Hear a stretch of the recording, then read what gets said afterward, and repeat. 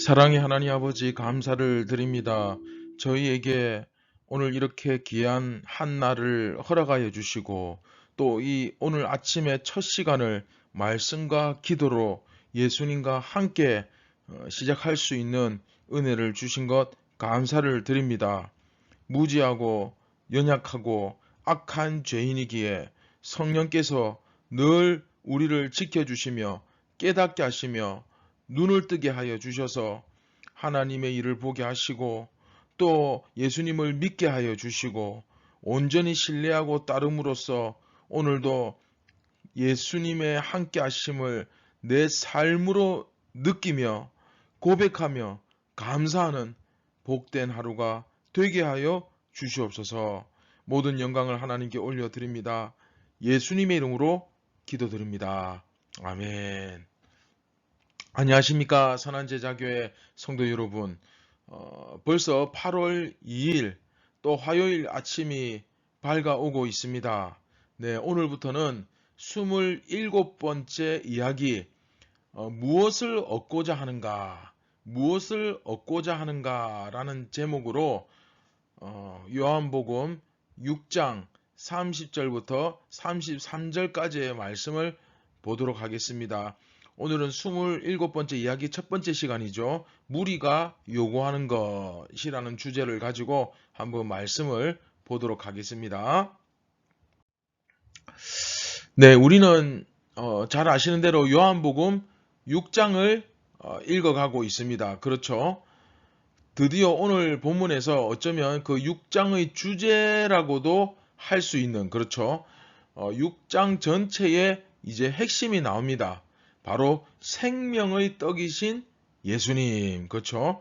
요한복음 일부 개요를 공부하면서 분명히 그 개요에는 6장은 유월절을 중심으로 해서 생명의 떡이신 예수님이 바로 그 주제다라고 했는데 도대체 이 내용은 언제 나올까 궁금해 하신 분들도 있을 텐데 네, 이제 오늘 드디어 그 주제가 이제 핵심이 나오죠.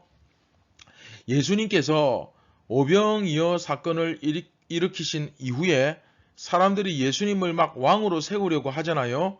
그것을 보고 예수님께서 그들을 피하여서 산으로 올라가시고 그 이후에 물 위를 걸어서 제자들과 함께 가버나움으로 가시는 모습을 우리는 지난 시간까지 말씀을 통하여 살펴보았습니다. 그리고 사람들은 자기네들 사이에서 예수님이 안 계시니까 없으니까 이제 가버나움까지 찾아온 거죠. 네, 오늘 그 이후의 내용을 우리가 이제 살펴볼 것입니다. 네, 그런데 예수님은 그 찾아온 사람들을 환영하시지 않고 오히려 너희가 나를 찾는 것은 표적을 본 까닭이 아니요 떡을 먹고 배부른 까닭이다 라고 어떻게 보면 조금 심해 보이는 이렇게까지 말씀을 하실 필요가 있을까 싶은데 예수님은 왜 나름대로 예수님을 찾으려고 이렇게 열심을 내어서 오는 사람들에게 이렇게 반응을 하셨을까 우리가 생각할 수 있겠죠. 그런데 이 문제가 이번 27번째 이야기를 묵상하면서 여러분들이 좀 관심을 가지고 읽어야 할 부분입니다. 이것을 잘 이해하셔야 여러분들이 27번째 이야기의 핵심을 잘 깨달을 수 있습니다. 네. 그런데 지난 시간 본문에서 우리가 잠깐 이제 다루긴 했습니다만은 오늘 본문에서 이 무리들이 예수님을 따르고 예수님을 믿기보다는 예수님을 통해서 자기들의 욕망을 채우려 한다는 사실이 여기서 너무나 잘 드러나고 있죠. 오늘 본문 말씀 30절부터 33절까지의 말씀을 읽고 우리 계속해서 묵상을 이어나가도록 하겠습니다. 그들이 묻되 그러면 우리가 보고 당신을 믿도록 행하시는 표적이 무엇이니까? 하시는 일이 무엇이니까? 기록된 바 하늘에서 그들에게 떡을 주어 먹게 하였다 한가 같이 우리 조상들은 광야에서 만나를 먹었나이다. 예수께서 이르시되 내가 진실로 진실로 너희에게 이르노니 모세가 너희에게 하늘로부터 떡을 준 것이 아니라 내 아버지께서 너희에게 하늘로부터 참 떡을 주시나니 하나님의 떡은 하늘에서 내려 세상에 생명을 주는 것이니라. 아멘. 네, 이 무리들이 표적이 뭡니까? 라고 묻고 그리고 만나 이야기를 합니다. 우리는 광야에서 만나를 먹었다. 예. 그래서 예수님께서 말씀하시길 모세가 너희에게 하늘로부터 떡을 준 것이 아니라 내 아버지께서 너희에게 하늘로부터 참 떡을 주셨다. 라고 말씀하시면서 그 참 떡이 바로 자기 자신이다. 예수님 그 자신이다. 라는 사실을 언급하시는 거죠. 그렇죠. 광야에서 모세가 떡을 준 게 아니죠. 모세가 만나를 내린 게 아니죠. 하나님께서 만나를 주셨습니다. 지난 시간 본문에서 예수님께서는 하나님께서 보내신 이, 그쵸, 예수님이죠. 그 예수님을 믿는 것이야말로 진정한 뭐다? 네, 하나님의 일이다 라고 가르치셨습니다. 그런데 이 사람들이 예수님을 믿게 행하시는 표적이 뭐냐? 그러니까 쉽게 이야기하면 예수님들어 그래서 네가 하는 일이 뭐냐? 라고 묻는 거예요. 그러면서 한다는 말이 우리 조상들은 광야에서 만나를 먹었다. 이렇게 이야기를 하면서 시편 78편을 인용하죠. 하늘에서 그들에게 떡을 주어 먹게 하였다. 이렇게 기록되어 있는데 이것은 시편 78편에 그들에게 만나를 비같이 내려 먹이시며 하늘 양식을 그들에게 주셨나니 네, 이 말씀을 그대로 인용하고 있는 것이라 할 수 있습니다. 하지만 사실 이들은 벌써 표적을 다 보지 않았습니까? 바로 어제, 그쵸? 전날에 그 표적을 다 보았습니다. 그리고 그 표적을 보았기 때문에 역시나 가버나움까지 쫓아온 거죠. 그런데 왜 이런 말을 할까? 조금 의아하죠. 사실 이것은 저자인 요한이 무리들의 그 입을 통해서 오병이어 사건의 의미를 해석해주는 부분입니다. 무슨 말이냐면 오병이어 사건을 그냥 어떤 신비적인 놀라운 어떤 기적 그런 체험으로 받아들이지 말고 예수님이야말로 광야에서 이스라엘에게 만나를 주신 그 하나님이시다 라는 사실을 알게 하기 위한 장치인 거죠. 예.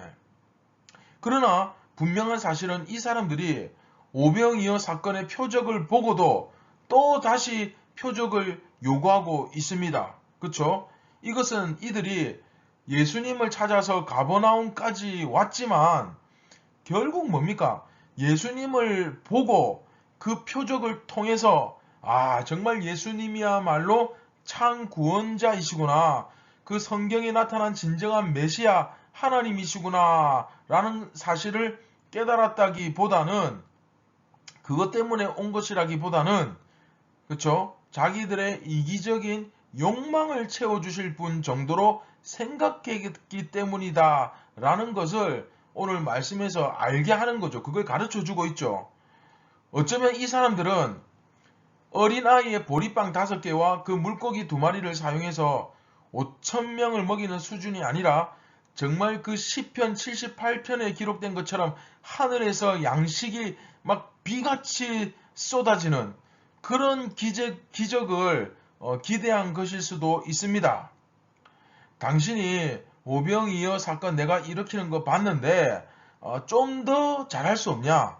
뭐 좀 더 대단한 거 없냐? 뭐 이런 식의 접근일지도 모른다는 거죠. 자, 여기서 중요한 것이 뭐냐면 이 사람들은 자기들의 배를 부르게 하는 그 빵에 관심을 갖고 있을 뿐이다 라는 사실입니다. 오늘 본문에서 그것을 역설적으로 알려주는 거죠. 하나님께서 하늘에서 내려오셔서 세상에 그 생명을 주시는 그 예수님이 참 빵이시거든요. 그 예수님 자신이.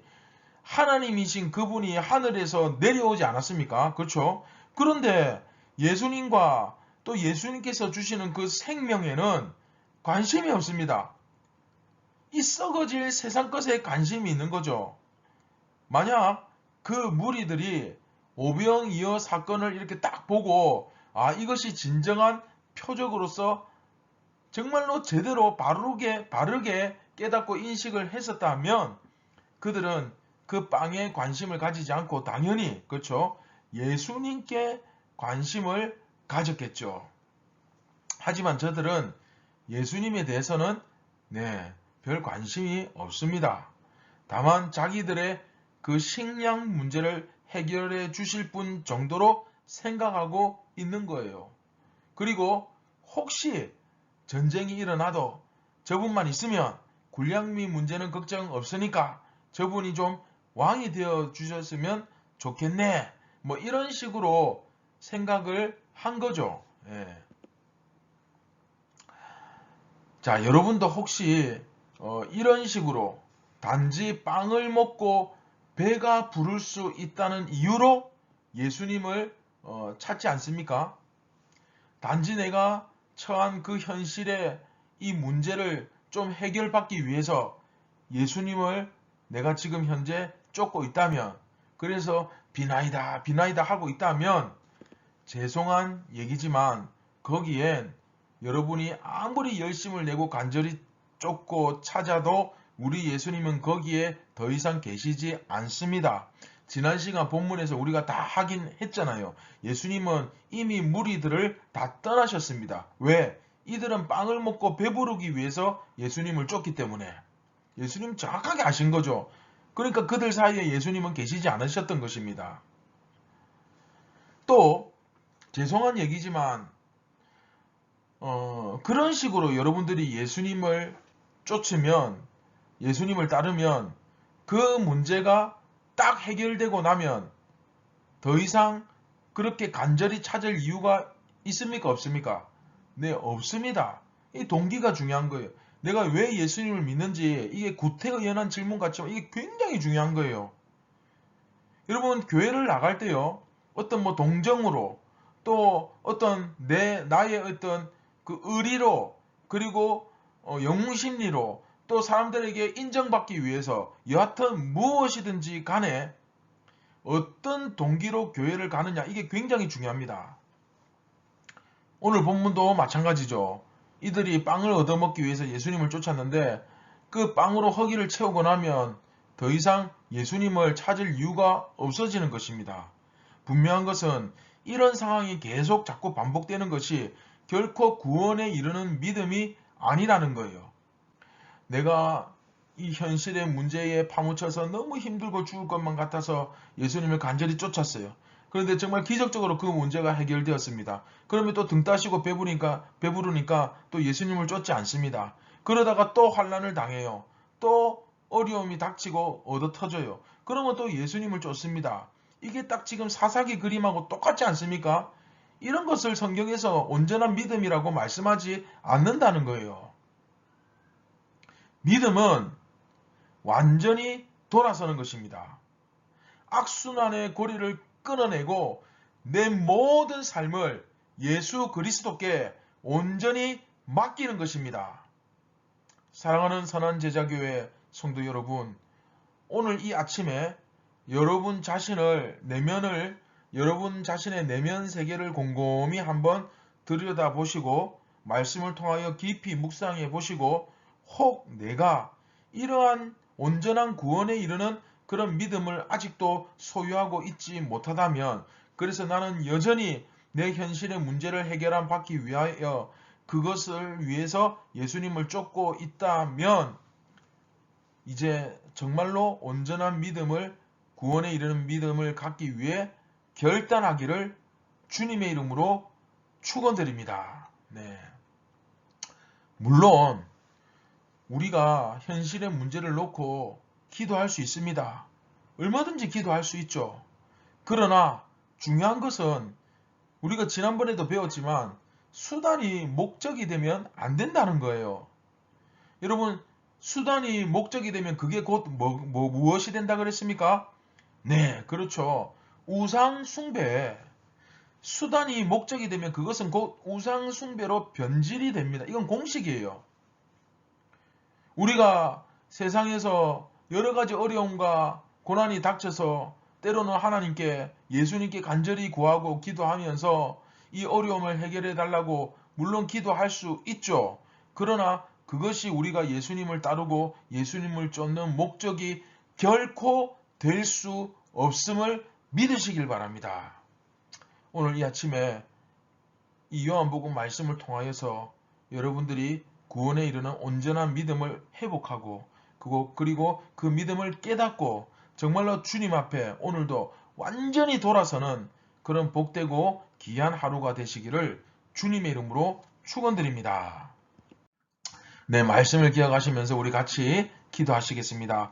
참 고마우신 하나님 아버지 감사를 드립니다.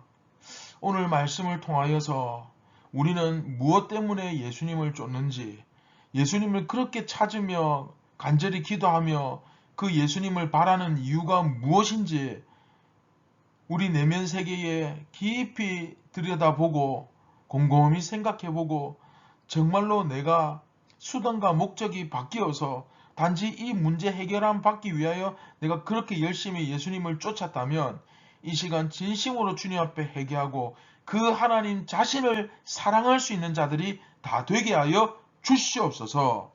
정말로 예수님을 사랑하고 물론 우리 현실의 문제를 놓고 기도하지만 그것이 결코 우리가 예수님을 사랑하고 쫓는 이유가 될 수 없음을 우리가 고백하면서 신실하신 하나님 앞에 우리도 신실하게 반응하는 참된 이 시대의 진정한 교회, 이스라엘, 제자가 다 되게 하여 주시옵소서. 오늘도 방황하지 말고 갈등하지 말고 흔들리지 말고 명확하고 분명한 길로 그 좁은 길로 걸어가게 인도하여 주시옵소서. 모든 영광을 하나님께 올려드립니다. 예수님의 이름으로 기도드립니다. 아멘. 오늘도 주님 안에서 말씀 안에서 결단하시고 또 승리하시기를 바랍니다. 감사합니다.